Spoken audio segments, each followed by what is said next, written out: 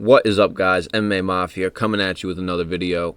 Today, I'm going to be going over the top 5 most scariest fighters of all time. A little Halloween video for y'all. Happy Halloween if you're celebrating.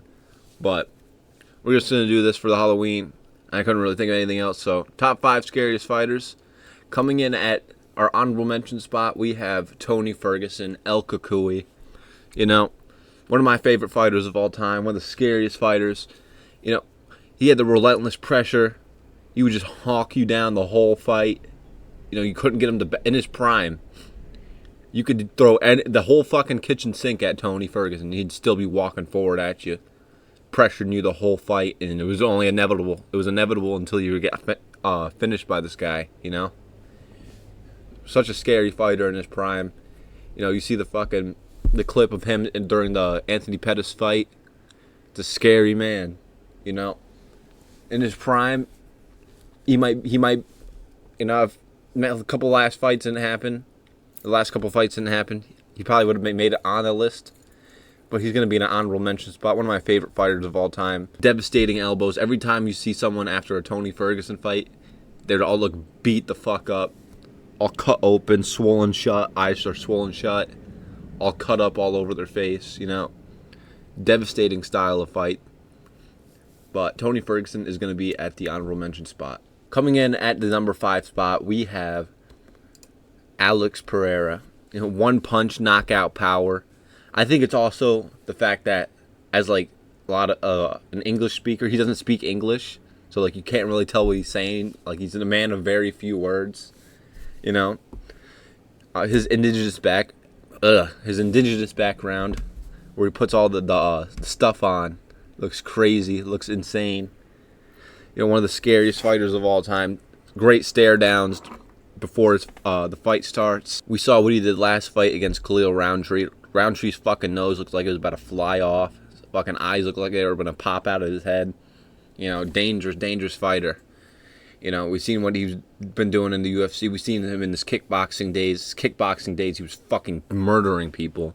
Like, straight up murdering people. One punch knockouts. Fucking flying knees, head kicks. You know, very scary fighter.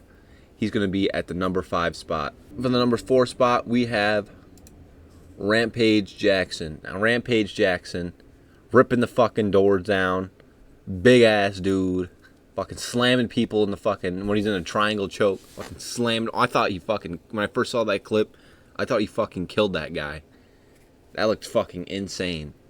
But Rampage Jackson, obviously one of the most scary fighters of all time. His fucking nickname is Rampage. Like, that's all you really need to know. Just fucking walk out with the big ass fucking dog chain on.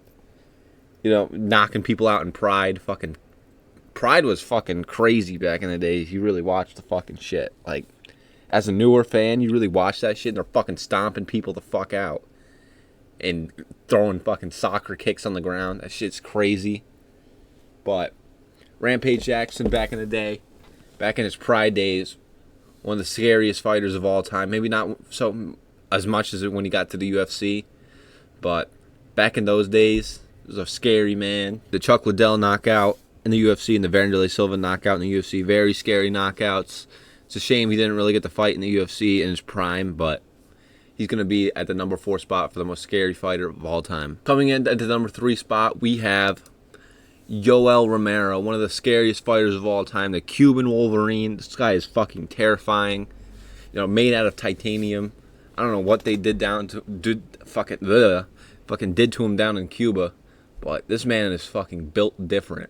You know, one of the scariest fighters of all time. Joined the UFC later in his life. You know, he was 32 years old when he joined the UFC, and he fought well into his 40s.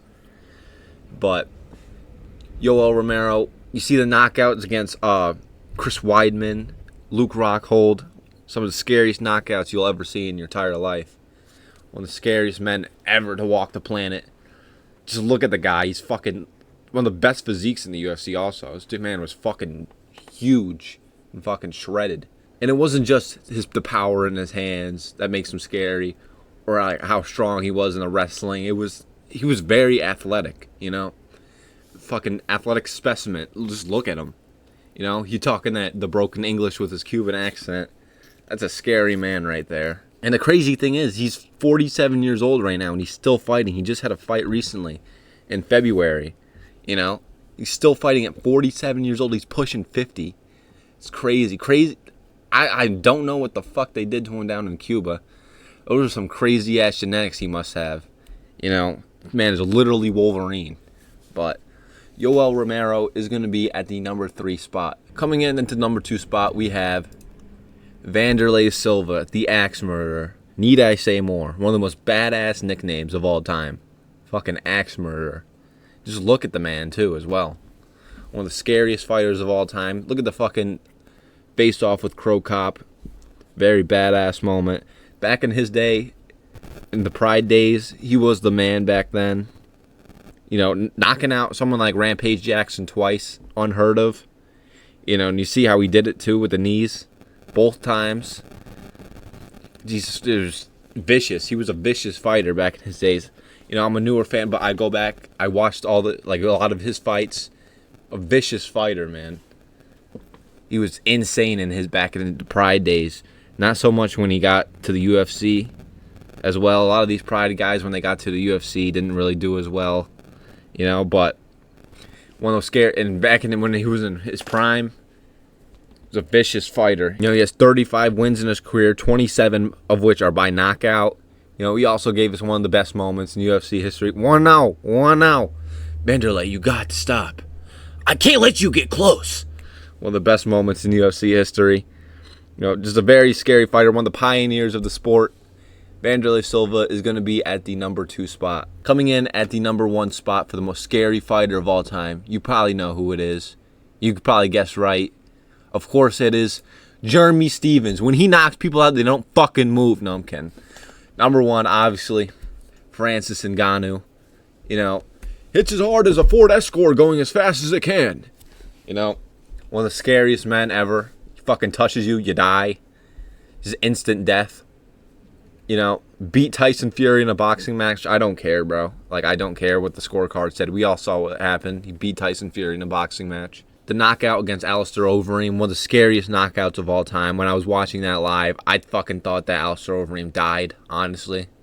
Like, it looked like he uppercutted his fucking brain out of his head. You know? The knockouts over Stipe Miocic, another scary knockout. You know, he literally touches you and you die. He was on the back foot and he threw a fucking check hook and just instantly flattened Stipe. Stipe just fell over, just collapsed. Scary knockout. And also the KO over Jairzinho Rozenstruik, fucking just barreling forward with hooks. And just fucking, it was inevitable. He just got stuck on the cage and just slept badly. You know, one of the most scary fighters of all time. The most power of all time in UFC history and MMA history in general. You know, scary man. John Jones ran from this guy. We all know it. He was scared. He didn't want to fight Francis. I wouldn't want to fight him either, though. What the fuck? But obviously, Francis Ngannou is going to be at the number 1 spot. Most scary fighters of all time. We know what he does. Fucking 6'4". He's a huge man. A lot of these guys on this list are huge guys. You know, Alex Pereira, 6'4", fucking huge. Fucking Rampage Jackson, Yoel Romero. You get the fucking picture. These guys are huge guys. Big power. Francis Ngannou, the biggest guy. Most power of all time. Scariest man to ever grace the octagon. He's going to be at the number 1 spot. But that's going to be it, guys. Hope you guys enjoyed this little Halloween video. Just wanted to make something for a little Halloween for you guys. But that's going to be it. Like the video, subscribe, share the video. You know, I'm trying to make more content. I got a lot of stuff going on with work and stuff, but I'm trying my best to make content for you guys. Show the support. Subscribe, like. I'll see you guys in the next one. Peace.